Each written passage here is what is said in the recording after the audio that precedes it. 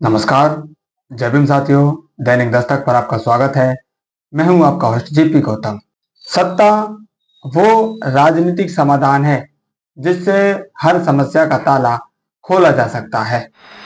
इस बात को बहुजन समाज को छोड़कर लगभग हर समाज अच्छी तरह से जानता है और वो इस ताकत को पाने के लिए किसी भी हद तक गुजर सकता है। इसका जीता जागता उदाहरण साथियों लाला केजरीवाल बने हैं। कैसे, सारी बातें आपको इस स्टोरी में बताने वाले हैं। राजनीतिक ताकत पाने के लिए आपको आपकी विधानसभा में, आपकी लोकसभा में या इससे नीचे के चुनाव आप जाएंगे, आपके पार्षद के चुनाव में, आपके वार्ड पंच के चुनाव में, सरपंच के चुनाव में, प्रधान के चुनाव में और कितने ही चुनाव आप लगा लीजिए जो देश में होते हैं। आपको उस कुर्सी तक पहुंचने के लिए एक वोट ज्यादा चाहिए, यानी कि आपके जो विपक्ष में है उससे एक ज्यादा वोट आपको चाहिए और आप उस राजनीतिक पद पर पहुंच जाते हैं जिसके लिए आपने चुनाव में नामांकन किया था। इस एक वोट अधिक को पाने के लिए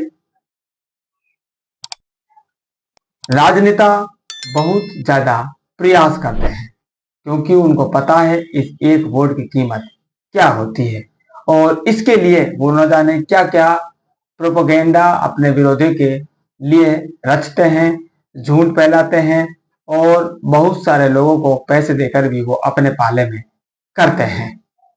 जब इस देश में साथियों एक समाज के हाथ में लगभग राजनीति थी, तब वोट की जो कीमत थी वो बहुजन समाज नहीं समझता था। लेकिन जैसे जैसे बहुजन समाज में जागरूकता आई, उसके तमाम जो महापुरुष हुए उन्होंने राजनीतिक ताकत की महत्व उसको समझाया और बहुजन समाज पार्टी आते आते वो अच्छी तरह से जान चुका था कि राजनीतिक ताकत में कितनी शक्ति होती है। बहुजन समाज पार्टी ने इस ताकत को घर घर तक पहुंचाया और उनको बताया कि आपके वोट की कीमत सिर्फ पौवा, साड़ी, मुर्गा नहीं है, बल्कि इस वोट की कीमत प्रधानमंत्री तक हो सकती है। यानी कि आप इस वोट से प्रधानमंत्री, मुख्यमंत्री बन सकते हैं। ये बात बहुजन समाज पार्टी ने बहुजन समाज को समझाई।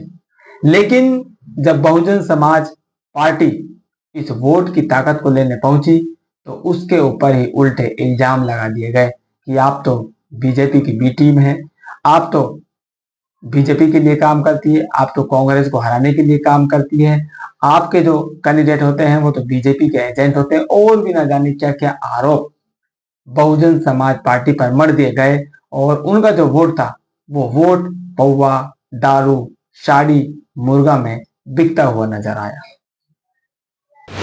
और किन के लिए साथियों ये वोट दिया उन्होंने?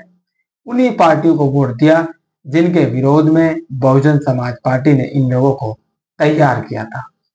अब ये लोग सत्ता के लिए कितने गिर सकते हैं, किस स्तर तक जा सकते हैं, ये हेडलाइन आप पढ़ लीजिए।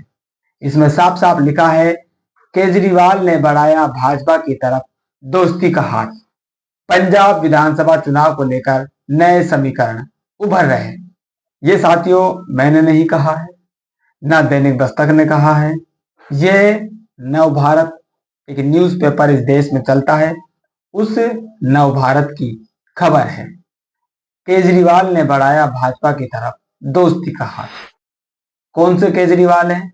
ये वही केजरीवाल हैं जो पानी पी पी कर भाजपा को गरियाते हैं, संविधान की रक्षा करते हैं, लोकतंत्र की रक्षा करते हैं, संविधान को खतरा बताते हैं बीजेपी से और आज उसी बीजेपी के साथ चुनाव लड़ने को तैयार बैठे हैं।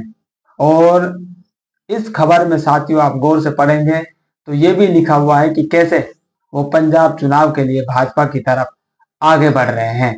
इसमें साथियों साफ लिखा है कि गुजरात में जो चुनाव होने जा रहा है उस चुनाव में आम आदमी पार्टी जो केजरीवाल की पार्टी है वो कांग्रेस को नुकसान पहुंचाएगी और बीजेपी को फायदा पहुंचाएगी। ये साथियों इस खबर में साफ साफ लिखा हुआ है और जैसे ही भाजपा गुजरात में जीतेगी तो पंजाब में बीजेपी के साथ वो दोस्ती का हाथ बढ़ाएगी और कहेगी कि भाई देख लीजिए, गुजरात में हमने कांग्रेस को हरवाया, आपको जितवाया, अब आप पंजाब में हमको कुर्सी सौंप दीजिए। ये डील पंजाब के लिए साथियों होने वाली है। यानी कि गुजरात में वो बीजेपी को फायदा पहुंचाएंगे और पंजाब में खुद कुर्सी पर बैठे रहेंगे, क्योंकि फिलहाल उनकी सरकार चल रही है और कोई भी पार्टी नहीं चाहती कि उसकी सरकार जाए। पंजाब में उन्होंने 5 साल मुख्यमंत्री लगभग वो संभाल चुके होंगे। जब चुनाव होंगे तो वो चाहते हैं कि आगे इस चीज को कंटिन्यू रखा जाए और कंटिन्यू रखने में हमें चाहे किसी भी पार्टी का सहायता लेना पड़े वो हम लेंगे। ये बात साथियों मैं नहीं कह रहा हूं, फिर से दोहरा रहा हूं, ना हमारे प्लेटफॉर्म ने ये बात कही है, ये साथियों नव भारत जो अखबार है साथियों उसकी ये खबर है, उसमें लिखा हुआ है कि केजरीवाल ने बढ़ाया भाजपा की तरफ दोस्ती का हाथ। पूरा लोकसभा चुनाव भाजपा के विरोध में लड़ लिया, विधानसभा चुनाव भाजपा के विरोध में लड़ लिए, लोकसभा चुनाव में इन्होंने बहुत सारे गठबंधन किए, बहुत सारी पार्टियां मिलकर बीजेपी को रोकने के लिए ये चुनाव लड़े। लेकिन जब इनकी सत्ता साथियों जाती दिख रही है तो ये उसी भाजपा के साथ जा रहे हैं। ना तो बहुजन समाज इनको बी टीम बोलेगा, ना मुसलमान समाज इसको बी टीम बोलेगा। बी टीम का तमगा सिर्फ दलितों की पार्टी के लिए रिजर्व रखा हुआ है, दलित नेताओं के लिए रिजर्व रखा हुआ है। इसका अर्थ क्या है साथियों? इसका सीधा सा अर्थ है कि दलित समाज की पार्टी और दलित नेता जो स्वतंत्र राजनीति करते हैं वे लोग इस राजनीतिक सत्ता की कुर्सी पर नहीं पहुंचने चाहिए। चाहे कुछ भी इस देश में हो जाए, हमको किसी के साथ भी हाथ मिलाना पड़े और किसी के साथ हमको दुश्मनी करनी पड़े, लेकिन दलित समाज की पार्टी और दलित समाज के नेता जो स्वतंत्र राजनीति करते हैं वे लोग शीर्ष पद पर नहीं पहुंचने चाहिए। किसी भी हालत में उनको रोकना है। ये इस देश के साथियों अधिकतर लोगों की मानसिकता है और इसी के लिए राजनीति में काम होता है। तो खबर से ज्यादा साथियों हमने बोल रखा है, हम आपको राय दिखाते हैं और उसी राय के लिए इस स्टोरी को किया गया है। आप लोगों की राय क्या है? अपनी राय कमेंट जरूर कीजिए। फिलहाल इस अपडेट में इतना ही, मिलते हैं नई अपडेट में, तब तक के लिए जय भीम।